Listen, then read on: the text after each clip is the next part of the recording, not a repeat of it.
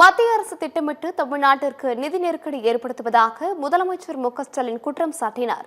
உறுதியளிக்கப்பட்ட ஓய்வூதிய திட்டத்தை நிறைவேற்றியதற்காக சென்னை நந்தனம் OMCA மைதானத்தில் ஜாக்டோ ஜியோ சார்பில் முதலமைச்சருக்கு பாராட்டு விழா நடைபெற்றது.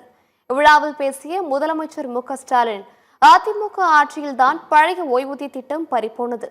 அதிமுக ஆட்சியில் அரசு ஊழியர்கள் இரத்த கண்ணீர் வடித்தனர் என கூறினார். தமிழ்நாட்டிற்கு மத்திய அரசு செயற்கை நிதி நெருக்கடி ஏற்படுத்தி வருவதாகவும், வருமானம் குறைவு, செலவு அதிகம் என்பதுதான் தமிழ்நாட்டின் நிலை என குறிப்பிட்டார். அரசு ஊழியர்களை கொச்சைப்படுத்தியவர்தான் எடப்பாடி பழனிசாமி என குற்றம் சாட்டினார். நிதி நெருக்கடிகளுக்கு மத்தியில் அரசு ஊழியர்கள், ஆசிரியர்களுக்கு திமுக அரசு திட்டங்களை நிறைவேற்றி வருவதாகவும் முதலமைச்சர் கூறினார்.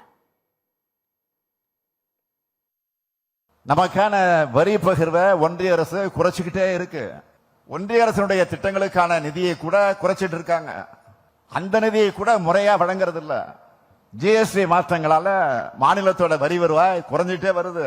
இப்படிப்பட்ட சூழல்ல எல்லா துறைகளையும் நலத்திட்டங்களை செஞ்சாகணும். வருமானம் குறைவு, செலவு அதிகம், இதுதான் நம்முடைய நிலை. திட்டமிட்டு செயற்கையா இந்த நிதி நெருக்கடியை உருவாக்குறாங்க. அரசியல் ரீதியாக மட்டுமல்ல, நிர்வாக ரீதியாகவும் அவங்களை வெற்றிகரமாக சமாளிச்சுதான் அரசு ஊழியர்களுடைய கோரிக்கைகளையும் நிறைவேற்றிட்டு இருக்கோம்.